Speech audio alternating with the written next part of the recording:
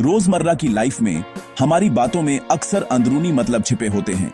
एक कपल जो डिशेस को लेकर लड़ रहा है, वो असल में अपनी फीलिंग्स दिखा रहा होता है कि उन्हें अंडर वैल्यू किया जा रहा है।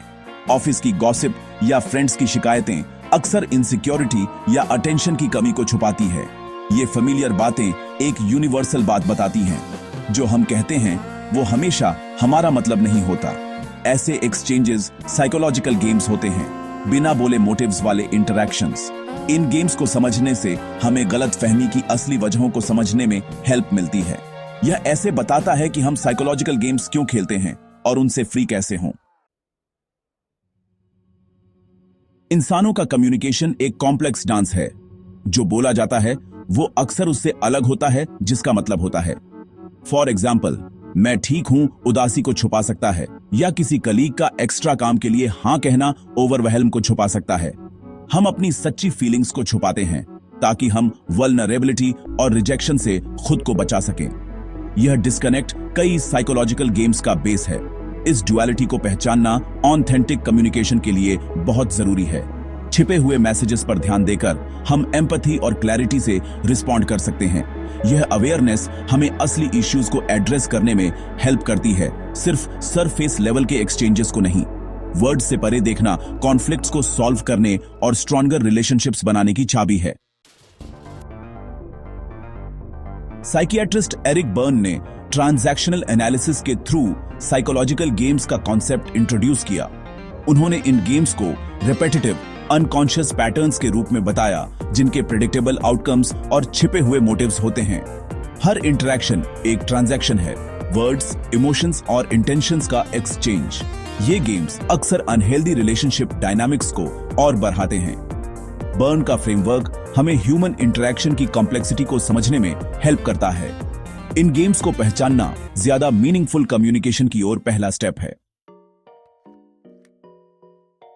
बर्न ने 3 ईगो स्टेट्स बताई: पेरेंट, एडल्ट और चाइल्ड। पेरेंट स्टेट सीखी हुई आदतों को दिखाती है, नर्चरिंग या क्रिटिकल। एडल्ट स्टेट रैशनल और ऑब्जेक्टिव होती है, जो फैक्ट्स पर फोकस करती है। चाइल्ड स्टेट इमोशनल, इंपल्सिव या क्रिएटिव होती है। हमारा कम्युनिकेशन इन स्टेट्स के बीच शिफ्ट होता रहता है, जिससे हमारे इंटरैक्शंस बनते हैं। अपनी ईगो स्टेट को पहचानने से हमें अपने रिस्पॉन्स को समझने में हेल्प मिलती है। एडल्ट स्टेट में शिफ्ट होने से ज्यादा इफेक्टिव ऑथेंटिक कम्युनिकेशन होता है। इफेक्टिव कम्युनिकेशन एडल्ट से एडल्ट लेवल पर होता है, रैशनल, रिस्पेक्टफुल और फैक्ट बेस्ड। जब कोई एक पेरेंट या चाइल्ड स्टेट से बात करता है तो गलत फहमी पैदा होती है। फॉर एग्जाम्पल, बिना मांगे सलाह, पेरेंट डिफेंसिवनेस चाइल्ड को ट्रिगर कर सकती है। एडल्ट से एडल्ट डायलॉग के लिए कोशिश करने से कॉन्फ्लिक्ट कम होता है और ट्रस्ट बनता है। इसका मतलब है एक्टिवली सुनना, क्लियरली एक्सप्रेस करना और इश्यूज को डायरेक्टली एड्रेस करना। एडल्ट से एडल्ट कम्युनिकेशन हेल्दी रिलेशनशिप्स का फाउंडेशन है। एक कॉमन साइकोलॉजिकल गेम है why don't you, yes but. एक पर्सन एक प्रॉब्लम बताता है, दूसरे सॉल्यूशंस देते हैं, लेकिन हर एक को यस बट से खारिज कर दिया जाता है। असली गोल सॉल्यूशंस नहीं है, यह अटेंशन या वैलिडेशन ढूंढना है। फॉर एग्जाम्पल, एक फ्रेंड काम के बारे में शिकायत करता है, लेकिन हर सजेशन को रिजेक्ट कर देता है। यह पैटर्न दूसरों को फ्रस्ट्रेटेड छोड़ देता है और शिकायत करने वाले को अपनी स्ट्रगल में वैलिडेटेड फील कराता है। इस गेम को पहचानने से हम अलग तरह से रिस्पॉन्ड कर सकते हैं। सॉल्यूशंस देने की बजाय उनकी फीलिंग्स को पहचानें और सपोर्ट दें। यह इंटरैक्शन को गेम से जेन्युइन एम्पैथी में बदल देता है। If it weren't for you एक और गेम है किसी की अनहैप्पीनेस या सक्सेस की कमी के लिए दूसरों को ब्लेम करना। फॉर एग्जाम्पल, एक पार्टनर कहता है, अगर तुम न होते तो मैं अपने सपने पूरे करता, पर्सनल रिस्पॉन्सिबिलिटी से बचते हुए। यह गेम विक्टिमहुड को बढ़ाता है और अकाउंटेबिलिटी से बचाता है। इस साइकिल को तोड़ने के लिए धीरे से नैरेटिव को चैलेंज करें और सेल्फ रिफ्लेक्शन को एनकरेज करें। उस पर्सन को अपनी सिचुएशन को बदलने की, अपनी पावर को पहचानने में हेल्प करें। नाउ आई गॉट यू में किसी को फेल होने के लिए सेट करना शामिल है, फिर सुपीरियर फील करने के लिए उनकी गलती को हाईलाइट करना। फॉर इंस्टेंस, एक मैनेजर अनक्लियर इंस्ट्रक्शंस देता है, फिर गलतियों के लिए एम्प्लॉय को क्रिटिसाइज करता है। असली मोटिव ट्रैप सेट करने वाले पर्सन के ईगो को बूस्ट करना है। इस गेम को पहचानने का मतलब है क्लियर एक्सपेक्टेशंस सेट करना और ओपनली कम्युनिकेट करना। एक सपोर्टिव एनवायरनमेंट ऐसे गेम्स के होने के चांसेस को कम करता है। स्टीफन कार्पमैन का ड्रामा ट्रायंगल बताता है कि लोग साइकोलॉजिकल गेम्स के दौरान कैसे रोल्स बदलते हैं। विक्टिम, परसिक्यूटर, रेस्क्यूअर, ये रोल्स घूमते रहते हैं, डिसफंक्शनल साइकिल्स को जिंदा रखते हैं। फॉर एग्जाम्पल, एक पेरेंट एक बच्चे को रेस्क्यू करता है जो विक्टिम बन जाता है। फ्रस्ट्रेशन पेरेंट को परसिक्यूटर में बदल देता है। हर रोल वैलिडेशन चाहता है लेकिन कॉन्फ्लिक्ट को बढ़ाता है। इन रोल्स को पहचानने से हमें ट्रायंगल से बाहर निकलने में हेल्प मिलती है।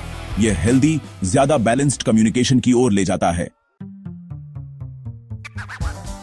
लोग अटेंशन, वैलिडेशन ढूंढने या रिस्पॉन्सिबिलिटी से बचने के लिए साइकोलॉजिकल गेम्स खेलते हैं। ये गेम्स टेम्पररी इमोशनल रिवॉर्ड्स देते हैं लेकिन अनहेल्दी पैटर्न्स को बढ़ाते हैं। अक्सर ये बचपन में बनी हुई अनकॉन्शियस आदतें होती हैं। इन मोटिवेशंस को पहचानना चेंज की दिशा में पहला स्टेप है। इमोशनल नीड्स को सीधे एड्रेस करने से मैनिपुलेशन का साइकिल टूटता है। जेन्युइन कनेक्शन इन नीड्स को हेल्दी तरीकों से पूरा करता है। साइकोलॉजिकल गेम्स को रोकना अवेयरनेस और बदलने के कॉन्शियस एफर्ट से शुरू होता है। रेपिटेटिव पैटर्न्स और उन इमोशंस को पहचानें जो वे ट्रिगर करते हैं। आम बैक एंड फोर्थ में इंगेज होने से मना करें। एडल्ट ईगो स्टेट से रिस्पॉन्ड करें। बाउंड्रीज सेट करें और इश्यूज को सीधे और कंस्ट्रक्टिवली एड्रेस करें। हर इंटरेक्शन में ऑनेस्टी, एक्टिव लिसनिंग और रिस्पेक्ट के लिए कमिट करें। ये स्टेप्स ऑथेंटिक रिलेशनशिप्स को बढ़ाते हैं और गेम्स का साइकिल तोड़ते हैं। ज्यादातर आर्ग्यूमेंट्स सरफेस इश्यू के बारे में नहीं होते। वे ईगो, वैलिडेशन या पावर जैसे छिपे हुए मोटिव्स के बारे में होते। आर्ग्यूमेंट्स अक्सर अनमीट इमोशनल नीड्स के लिए युद्ध के मैदान का काम करते हैं। इन मोटिव्स को पहचानने से हमें कॉन्फ्लिक्ट की असली वजहों को एड्रेस करने में हेल्प मिलती है। एडल्ट ईगो स्टेट से कम्युनिकेट करने से ज्यादा इफेक्टिव रेजोल्यूशंस मिलते हैं। एम्पैथिकली सुने, नीड्स को क्लियरली एक्सप्रेस करें और म्यूचुअल सॉल्यूशंस ढूंढें। इन डायनामिक्स को समझने से ज्यादा पॉजिटिव आउटकम्स मिलते हैं। साइकोलॉजिकल गेम्स कॉमन हैं जो छिपे हुए मोटिव्स और इमोशनल नीड्स से चलते हैं। इन पैटर्न्स को समझने से हमें इनके साइकिल से फ्री होने में हेल्प मिलती है। की है ऑनेस्ट, एम्पैथेटिक एडल्ट से एडल्ट कम्युनिकेशन की ओर शिफ्ट करना। जेन्युइन कनेक्शन पर फोकस करके हम हेल्दी रिलेशनशिप्स को बढ़ाते हैं।